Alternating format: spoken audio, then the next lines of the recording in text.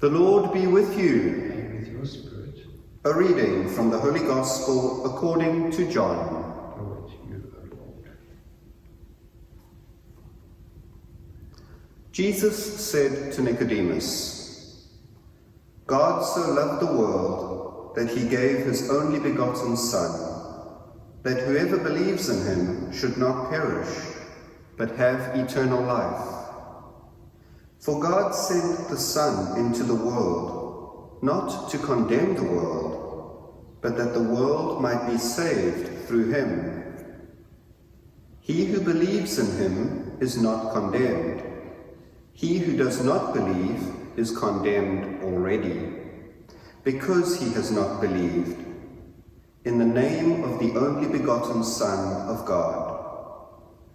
And this is the judgment, that the light has come into the world, and men loved the darkness rather than the light, because their deeds were evil. For everyone who does evil hates the light, and does not come to the light, lest his deeds should be exposed. But he who does what is true comes to the light, that it may be clearly seen that his deeds have been wrought in God. The Gospel of the Lord.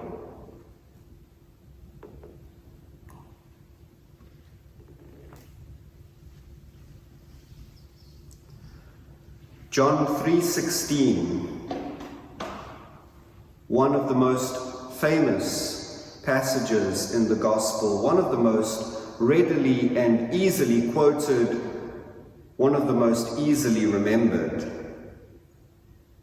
For God so loved the world that he gave his only begotten Son, that whoever believes in him should not perish, but have eternal life.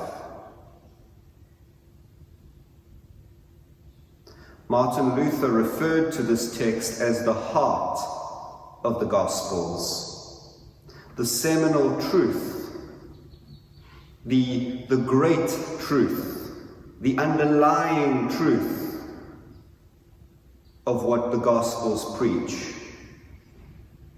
That God gave his only Son for our salvation, that we may have life, and as Christ says in the Gospels, have it to the full, and that is eternal life. Life with God, in paradise, for all time, for all eternity. A remaking of that almost original relationship that Adam and Eve had in the Garden of Paradise before sin entered the world and broke the relationship.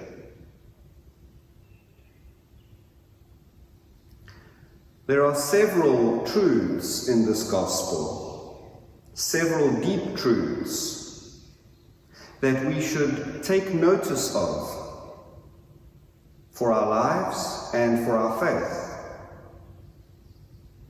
That God sent his Son into the world not to condemn the world, not to condemn it in the sense that God holds a tribunal of judgment over the world and pedantically singles out every single person's sins and then weighs them on a scale as some sort of admittance ticket into heaven. God sends his Son into the world to free the world, because God is a God of love and compassion and mercy, and God wishes freedom for his creation, that radical freedom that comes from doing his will, that radical freedom that comes from being with him, that radical freedom that comes from the restoration of the original broken relationship. The freedom that Adam and Eve had in the beginning, to walk with God, in the presence of God, in the garden of the world. God wishes that kind of freedom for his creation, and so he sends his Son to set us free. to heal us, to bind our wounds, to open the eyes of the blind, to cure the sick, and to raise the dead.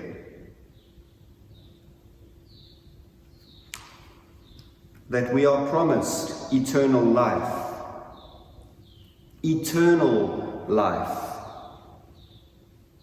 Now, this doesn't mean life in paradise as opposed to life in hell.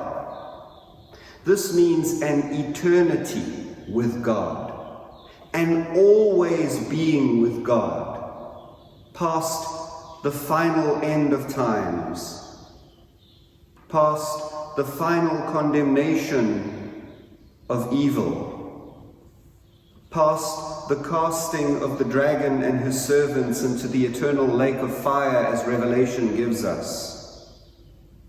This is a life with God, unended, uninterrupted, again, almost as it was in the beginning for Adam and Eve.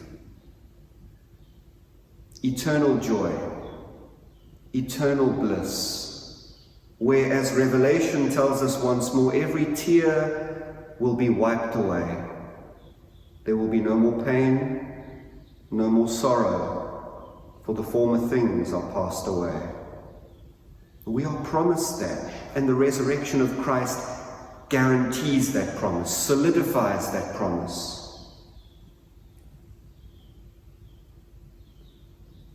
Another truth, another deep truth, and perhaps a harder one to swallow, is when we come to the second part of this gospel.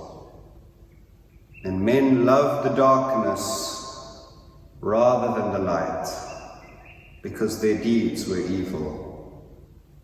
For everyone who does evil hates the light, for everyone who does evil hates the light,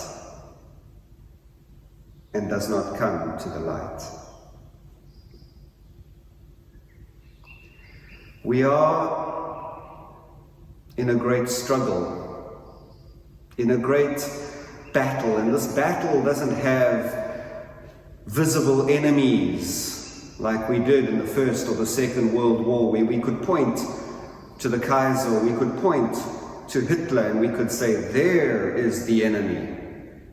Let us go and defeat him, and once we have, everything will be well. The world will be at peace. The battle we are in rages all around us and within us, a battle between the darkness and the light, the great cosmic struggle between good and between evil, in which every single one of us are combatants and participants.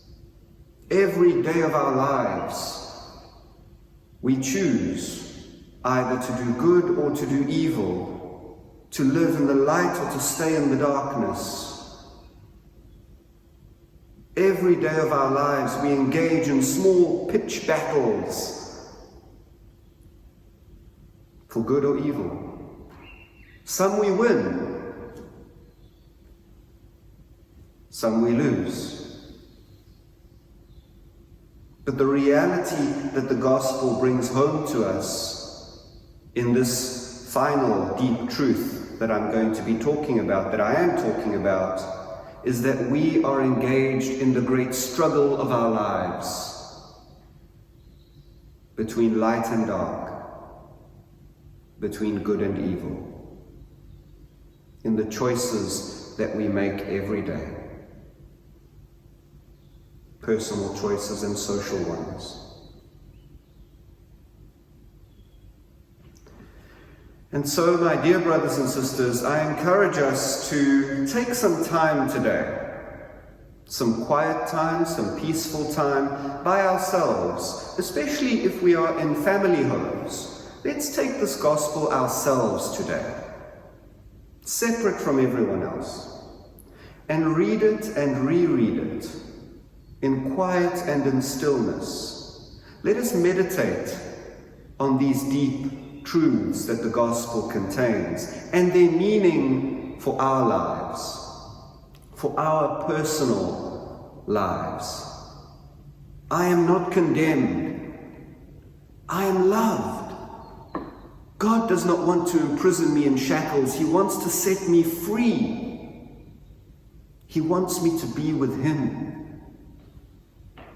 I am promised eternal life with him, and I am guaranteed that eternal life in the resurrection of Jesus. I am guaranteed that happiness and that joy, just as it was in the beginning. And I have a choice to make. I have choices to make over the course of my life, for good or for evil. I have battles to fight. I have decisions. What will I choose? How have I chosen so far? Where am I in the great battle? Questions that each and every one of us, mysteries that each and every one of us should take time to consider for our lives and for our faith. Amen.